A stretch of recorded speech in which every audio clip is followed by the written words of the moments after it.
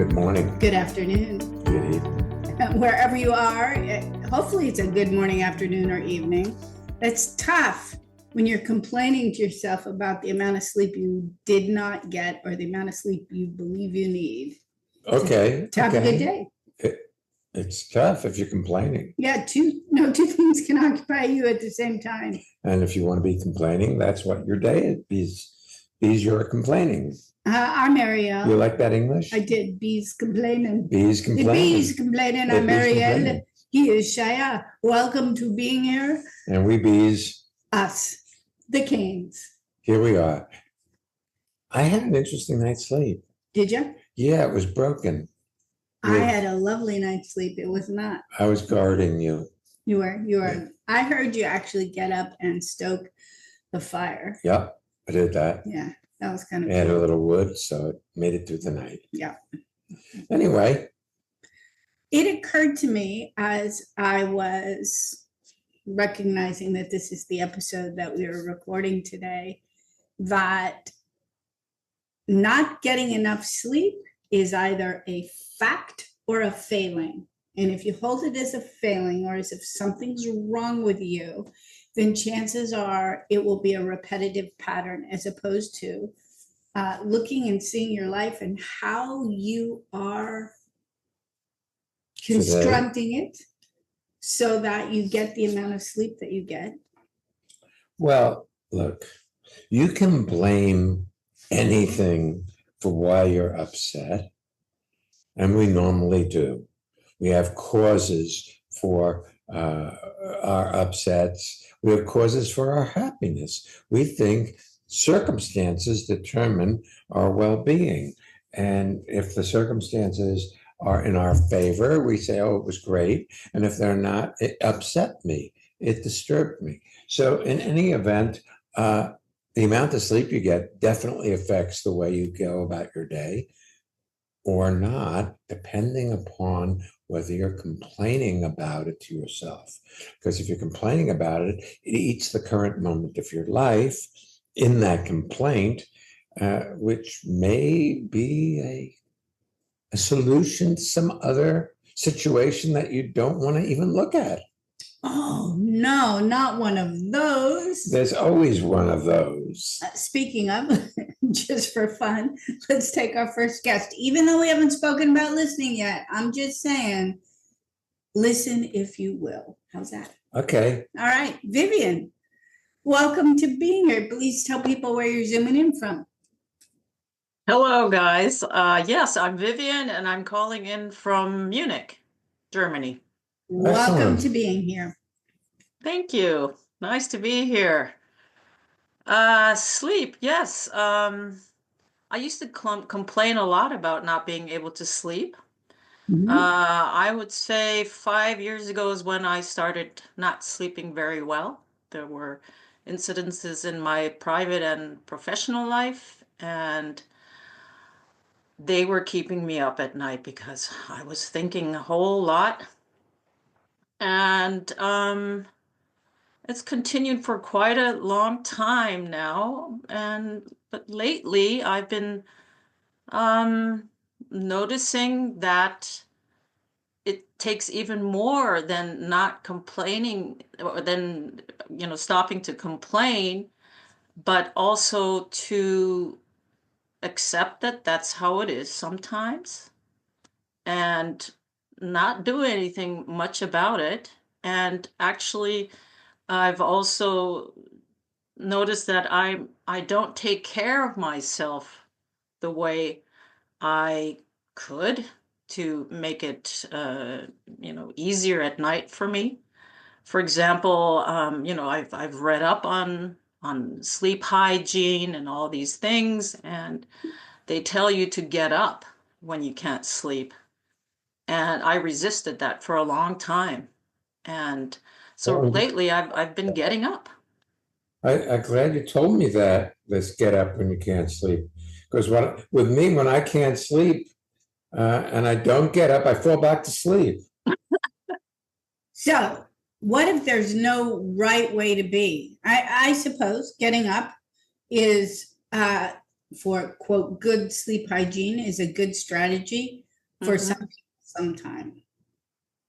Yes. I prefer the awareness game where I look and see what's needed and wanted in that moment. Sometimes getting up is great. Sometimes I'll get up and I get an amazing amount accomplished and then I'll go back to sleep. Sometimes I recognize that if I'm just laying there and I'll leave myself alone for being awake and just allow myself to be there, two things. One is I often doze or sleep more than I think. Because sometimes Shai will say, "Oh man, I was awake all evening," and I say to him, "Well, you were snoring when I woke up at this time and this time." So sometimes the idea that you're not getting sleep is I just an snore? idea. Yes, so sweet. It's not a snore. Oh, Kind sweet. of. It's sweet. It Oh, really sweet is sweet. good. Sweet is good. Like sometimes I'll lay there and listen to him breathing, and I find that very restful. But I recognize as long as I leave myself alone, whether I'm sleeping or resting, it's restful for me. So that's the first thing. The second thing for me is to tell myself the truth about how I operate in the day that sets me up for how I'm being at night. Because the night is an extension of the day. Yes. It's one thing to drink espressos and drink them late in the day, and it's another thing to complain about it when I can't sleep in the evening. Or look into my computer late at night. I've been known to do that. Well, if you look at your computer late at night, you're probably going to be working on something, and that will activate your mind's curiosity and engagement, and it'll keep you awake. Yes. So, you know, I've also identified things that tend to relax me. So I like to read in the evening, and I find if I do that, it disengages me, or I disengage from activities that I have. That may not work for everybody. Shia would be really uncomfortable reading at night, but he will wake up and play solitaire on his iPad. It's a repetitive thing that requires not a lot. And at some point, the eyes get drifty, and then you can close the iPad, or you can push past that and make yourself stay awake. Because when I was a kid, that's what big people grown ups stayed up late, not go to sleep at an early Are you hour. still proving you're a grown up? Yeah. Yeah, I like to read at night as well, and it does help me along, to get droopy eyes, and then it works sometimes and sometimes it doesn't. What if you can't do it wrong? Because even as you're saying, it helps you along to get droopy eyes, and sometimes it works and sometimes it doesn't. You're conversing with us about this as if you have a problem. Right. Rather than Mhm. business. I'm looking Yeah. at life in the past period of time and identifying how I've been at night. So whether I've slept soundly from top to bottom, whether I've woken up multiple times or once, I hold it as an isness rather than a problem to be solved. What if you're unique and different than all other people? And your sleep habits are your sleep habits, rather Yeah. than there's the right way to sleep and a wrong way to sleep. Yeah. You know, Yeah. these people who've written books on sleeping, I don't know if they sleep any better than you do. I don't either. The sleep industry. And the other things you're talking, it started a period of time ago. I do know that around 50, when I turned 50 and my hormones changed, that once I balanced my thyroids and hormones, my body had a different rhythm than when I was out of whack. And I sometimes think people disregard the fact that they're at different stages of life and taking care of themselves. And the other thing that I think that really is funny for me, my mom almost always got up at 3 or 4 in the morning and spent several hours up at night, and it was her happy time. She loved having the quiet to be able to do her projects or do her puzzles or make a pie or clean this or do that, set up the pot roast, whatever she was up to. She loved that. And so for me, it used to be, what's wrong with me that I can't be up in the middle of the night? So the need sleep conversation was a little bit in reverse, in that I had a role model that adored the possibility of having her time alone for her own pursuits in the middle of the night. Yeah, that's a sweet story, and also interesting because that's something that that goes along with what you said, that maybe there's something wrong, to just be able to be awake and just enjoy that. Ariel didn't say maybe there's something wrong. Are you saying that With me, that That- I'm telling myself that. You say something. Okay, good. Yeah. we've been enculturated? I mean, you read stories, even the phrase sleep hygiene is a very funny, popular phrase now that I'd forgotten because I don't really think there are all kinds of ideas of what a better way to live is, better food to eat is. When I was a kid, it was high carbohydrate diet was a good diet, and a high fat diet was a bad diet. Now, high fat, high protein diets seem to be back in fad. And then those are slipping away, and you've got the Mediterranean. It's always, coffee bad, coffee good, sleep not necessary. It's a whole. Well, I think sleep is necessary, yes. But I think you also get the sleep you need. Yeah. What if you're not doing your life wrong? You sleep when you sleep. Last night I had several, I would call them nightmarish dreams that involved not being able, it was being in a very small area. Like being confined somehow. And I found that interesting. Wakeful. I woke up with that. I didn't like that, so I said, okay, I think I'll wake up. I've had enough of this. I think I'll wake up now. Whenever I have those type of dreams, and not that in particular, but I found that I'm very connected to my environment. So a dreamy nature often is informational for me about what's happening in my environment. So I tend to like that, even if they're turbulent kind of dreams. Well, it got me up to put wood in the fire. There you go. Perfect. That was your alarm clock. Right. But when I did get up the other day, I had a sweet encounter. I went to the window, and there's an automatic sensor light outside with movement, and it went on, and I was like, oh, let's see who caused the light to go on. And it was actually two foxes.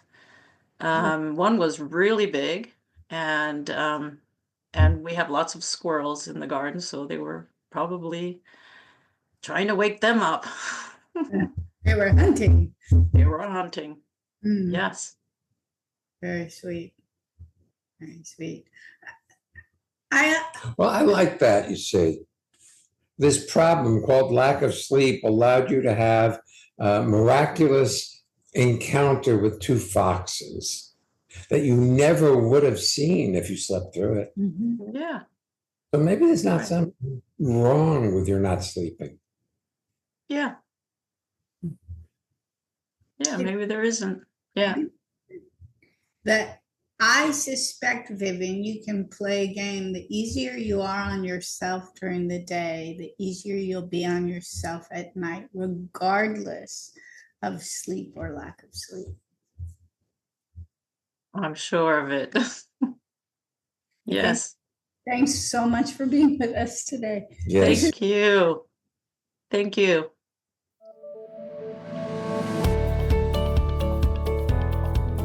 Hey, you want to hear about transformation? We've got one of our listeners about to tell you about what's happened in their life out of listening to being here. This is Susan in Manhattan. And one of the things I love about participating in Ariel and Shaya's transformational weekends is I have the opportunity to forget about myself. My brain that usually races quiets, I listen, and the byproduct, one of the byproducts is I feel well and I get so much more done. Do you want to have well-being with consistency? Connect with people all over the world from the comfort of your own home at Ariel and Shire's lively interactive Living Made Easy virtual seminars. Join any of their 2-hour online events or take a deep dive into the magic of being you at a virtual weekend seminar. Come on, let's connect. Find out more and register at transformationmadeeasy.com. Our next Living Made Easy 2-hour virtual seminars are on Saturday, March 1st at 9 a.m. Eastern, 1500 Central European, and Monday, March 10th at 7 p.m. Eastern Time. The weekends that are coming up are Transformation in the Workplace, April 5th and 6th, that's virtual. And the Freedom to Breathe, May 22nd, and the Superpower of Being You, May 23rd, 24th, and 25th. That's an in-person seminar in Hamburg, Germany. So May 22nd is a Thursday, and then Friday night, Saturday, and Sunday is the weekend seminar. And It's all taking place in Hamburg, Hamburg, Germany, not not Hamburg, Pennsylvania. or Hamburg, New York, or New Jersey. There's lots of Is it? them. Is there Hamburg? Yes, I looked it up. Yes, Okay. Hamburg, New Jersey. So I don't know where it is, but I know it's here somewhere. Okay. So should Well, we? I know where Hamburg, Pennsylvania is because that's where Where Julie grew up? Julie grew up, and there's Cabela's there. Right, Very right, fun. right. All right, one other announcement. Costa Rica 2026 is open. A weekend seminar fulfills the prerequisite. You can find out about all of our seminars at Made easy. transformation.com. Let's take our next guest. Okay, We okay. have two more today. We are rich with people. Rich. Let's take Ulf. Okay, Ulf. Where are you zooming in from? Hi, Ariel and Shaya. I'm zooming in from Germany and Hamburg, Yes, Good. welcome. or actually from Hamburg in Germany when I'm Yes. put it in the right way. That works. Yeah, I was interested in the topic of need sleep, and I find out that the amount of hours that I'm working has nothing to do with the amount of sleep that I need. So that is what I'm feeling. I have days where I work 6 hours and I'm exhausted and go to bed at 8 p.m. Yes. And I've days when I work 10 or more hours, and even though I'm not exhausted and I go to bed because I think it's time to go to bed, but I'm not really in the mood for it. So and that's Question. On the days that you work less and feel like you need sleep, Like you're more, exhausted. like you're exhausted, are you doing what you're doing as though it's your idea, or is it work? I have to. Well, I work as a kind of IT specialist. So a lot of the customers come to us when they have problems. Mhm. And there are customers where it's easy to work with, and there are customers where it's not so easy to work with, to keep it in that word. So yeah, that's the case when I say, well, if I could prefer, I would take rather that customer than that customer. But you see, they pay the bills, so yeah. I think That didn't answer my question. yeah, I know.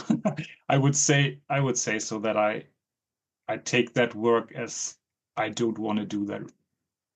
Right. So in your resisting doing that particular work, that takes energy to resist something like that. So you're not just doing what needs to be done to write some code or whatever. Or to search the code to find where the bug or the disconnect is.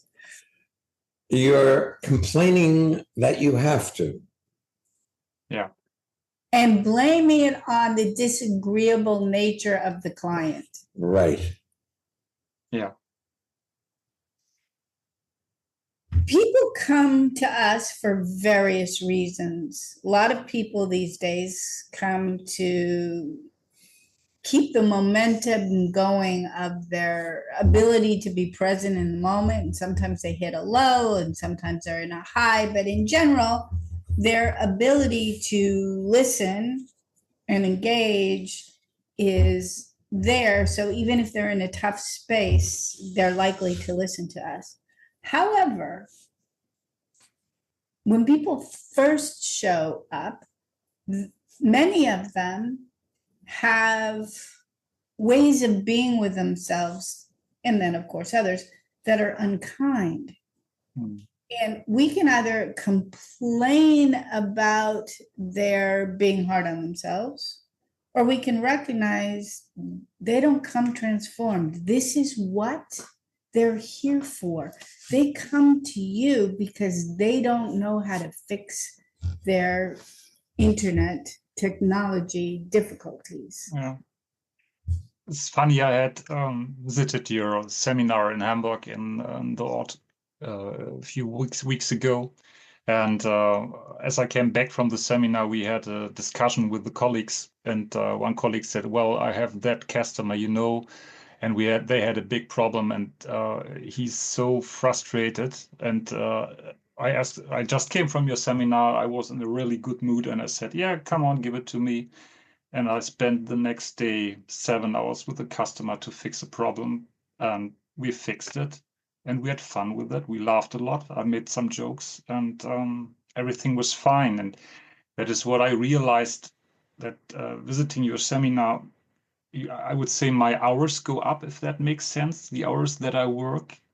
I think if I make some Excel thing, I would see, so that is before, and then after the seminar, it goes just up because, yeah, it lightens it up. I'm there for the customers to hear what they really need, and don't blame them for their problems, Well, here's the thing. Our seminars are about being in the moment of your life, about being there for it. And so after the seminars, you say it goes up. I imagine you mean you feel well, and So you don't have to quit after 6 hours because you're exhausted. right. And your ability to solve problems gets easier and things work better. That's the purpose of the seminar. It isn't about fixing you. It's about you discovering how to live your life in current time, rather than listen to the conversation in your head that complains about your customers. When we create seminars, part of the schematic for our website is to have a phrase that's associated with the seminar. And for transformation in the workplace that we're doing on April 5th and 6th, Shia came up with, I think you came up with it. We were working on it together. I came up with it then.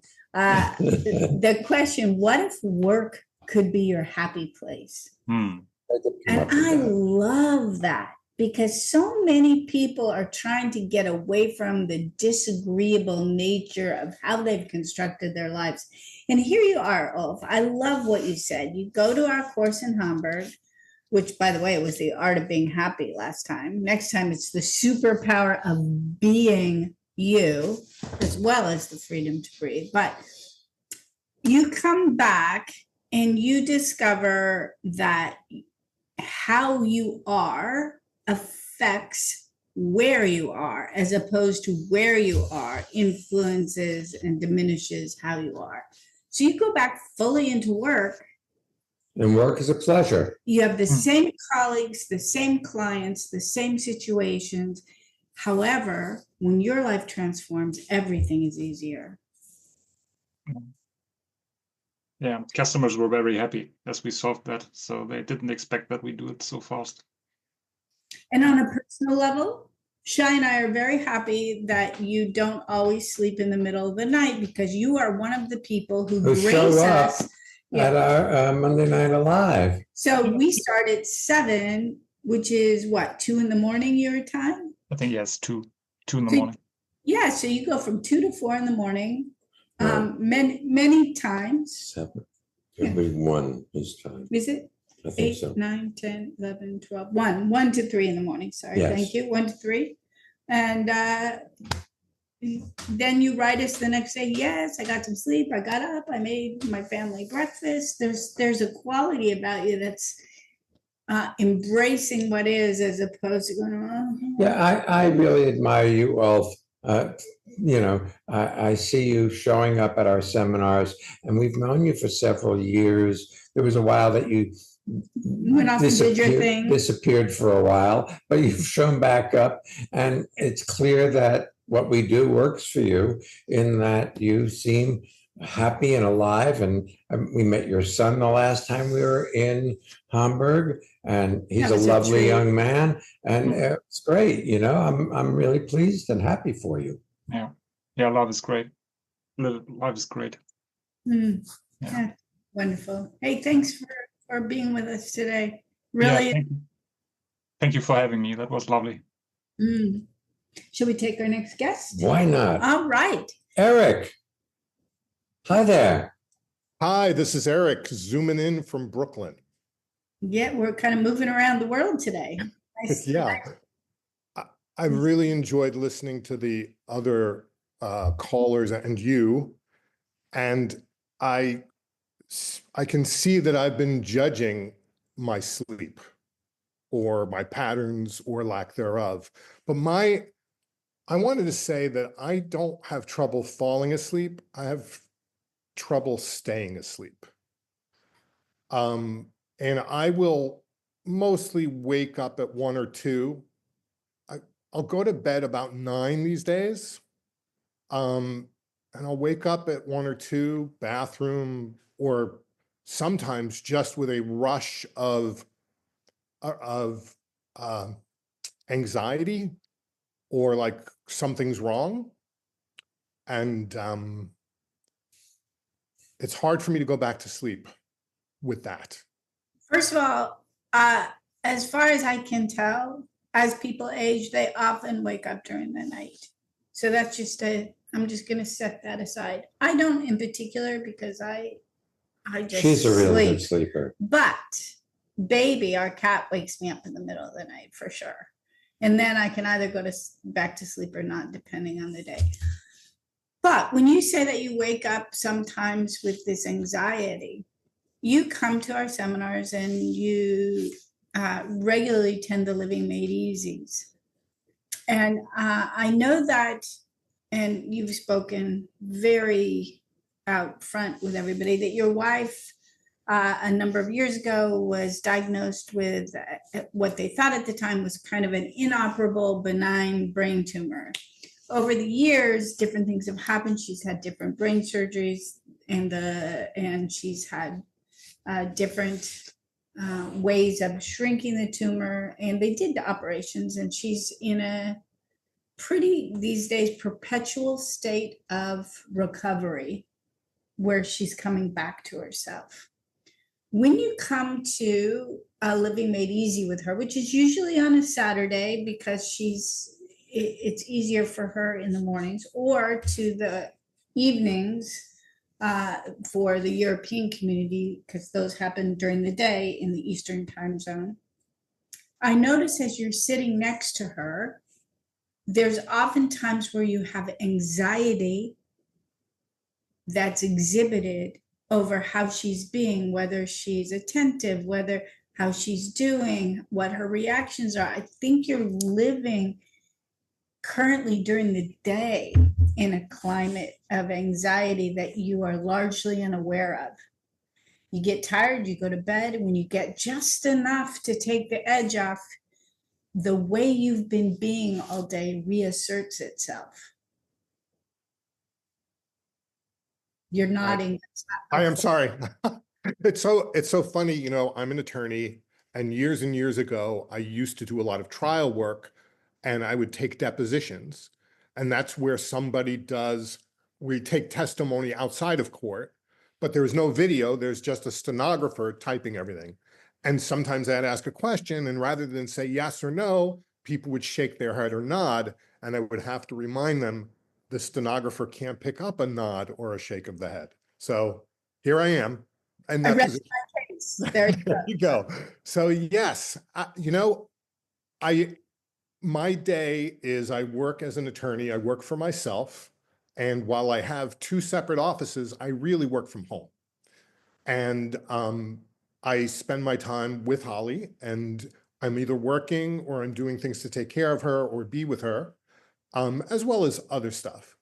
But I'm busy. I have busy days where I think that busyness just helps. Because when I'm not busy, I can see my mind looking for what needs to be handled. But I've heard you and Shia talk about just look and see what needs to be done in a relaxed, or I don't know if relaxed is the right word, but certainly not in a frenetic or anxious way. And I think my internal voice, when I'm like, what needs to happen next, is more like, okay, what needs to happen? What do we need to take care of? It's a faster,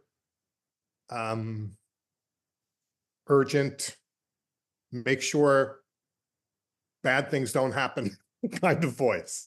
Well, let's I love that. Let's talk about your voice. You know, your voice is a survival machine.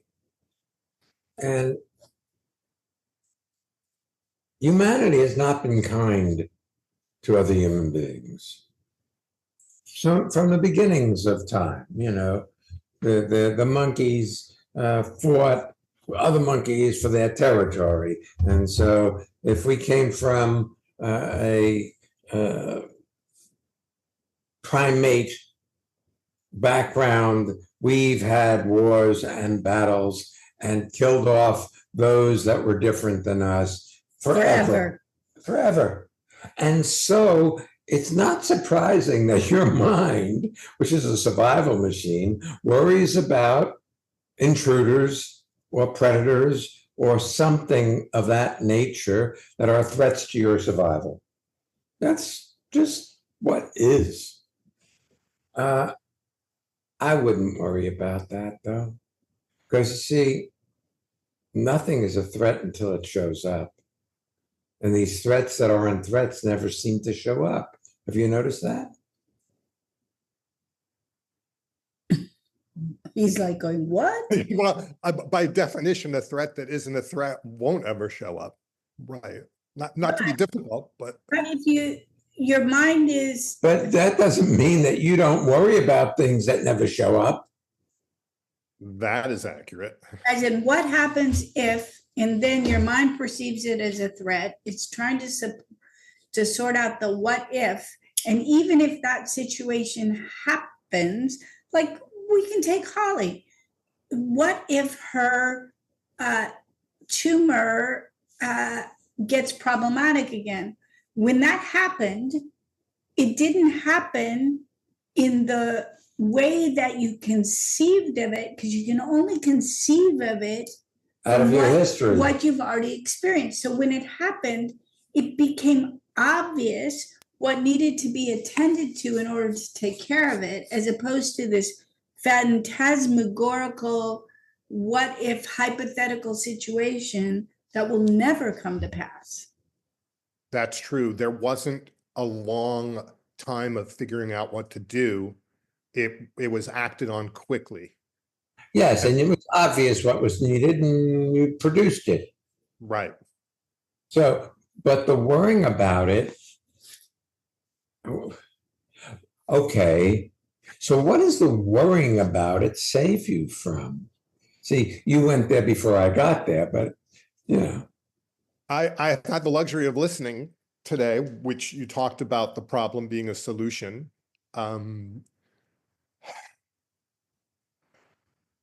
I think, well, my first thought is I have a lot of feelings about my wife. I have a lot of love for her, and I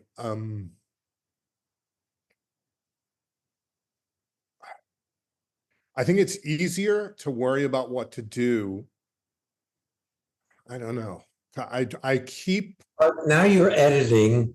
yeah, I am editing. Sorry. Yeah. So it's gonna be hard to come up with anything when you're in the midst of editing what you're saying. If you just say what is true for you, I feel like Judge Judy, tell the truth. You don't have to have a good memory.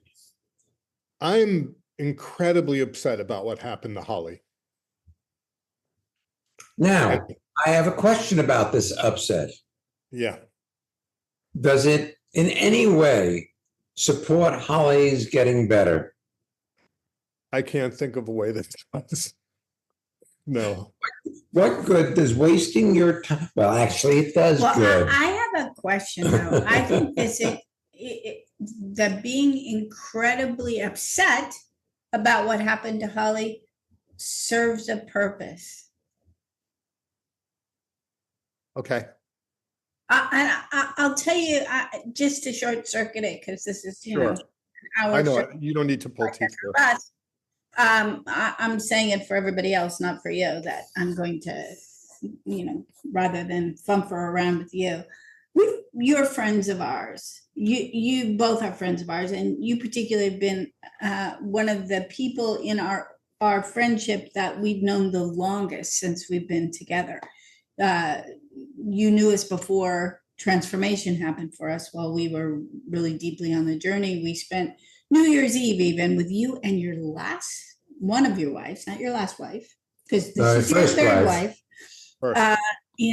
From 1984 to 1985. So it's been a while that we've known, even though there was a period of time where we were out of each other's lives. And I know that you went into this marriage going, this one is going to work. I'm going to have this one work. This is the one. I love this one. And it is true. Not that you didn't love the other ones, because I can't comment on that. But I sometimes observe you in how you're being with Holly, and I feel as if you're trying to prove to yourself that you're being a good husband rather than simply being with her. Yeah, that rings true. And I think honestly, it's exhausting. There's a lot of doing in that. Yes. Now, here's the thing. You said I have 2 offices. I mainly work from home. And it makes me wonder whether you might want to consider getting in-home support structure for Holly. So you can go to work at your office. Whether that would be healthier for both of you on some kind of routine, not necessarily every day, but whether it would give you a break and give her a break. A break from me? Yeah, but you see, you put a lot of pressure on you to produce. And in that, you put a lot of pressure on Holly to get well already. Yeah. Rather than allow her to be where she is, and her getting well will happen naturally. I know we're recording this prior to Costa Rica. I know you 2 are coming, and I have a prediction. And so anybody who sees you and knows you at A Living Made Easy can see how correct I am. I have a prediction that being around that many people to give her attention so that it's not all on you is going to be a real blessing for both of you. I believe your prediction. It sounds very wise. Well, Thank that Selba, that makes you very wise to put yourself in the proximity of very wise people. Yeah, we're both very much looking forward to it. Yeah, it's awesome. It's awesome. I just,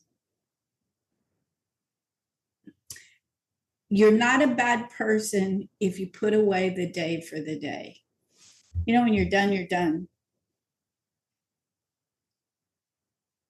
You know, I don't know if it read on my face and people won't see it. There are times when you and Shia say things and it comes like a wave of a breeze. It's not just I hear it, it physically hits me. And that was one of those things that was just like bong, like when you hit a gong and it vibrates. So thank you.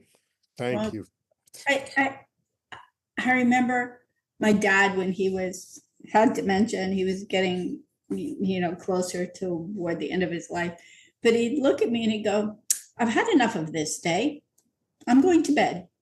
And somehow it's not so much now for me that like I've had enough of this day, but trusting that we've done enough. This is it. We did what we did. We didn't do what we didn't do. And now it's time for sleep. I really like that. Thank you. I really appreciate you guys. We appreciate you too, right Eric. back. Thank Right you. back. Woo, that was fun. You can subscribe to the podcast, share it with your friends, subscribe to our newsletter, or none of the above. You come to a weekend or not. It's all up to you, you know that. But we're just inviting you, and you can find out more and register for things at transformationmadeeasy.com. Next week's episode or podcast, being centered in turbulent times, which may be the times we live in. Always is when I was working as an actress, I remember doing a show off Broadway or off or a reading or something. I don't really recall, but it was from back in the 1800s in Oregon, where a group of missionaries knew it was the end of the world. And so they were preparing for it. And, turbulent times have been with us forever. Forever. And it probably will always be turbulent times. As long as your mind is turbulent. We'll be back next week. So come on back. Don't miss being being here. here.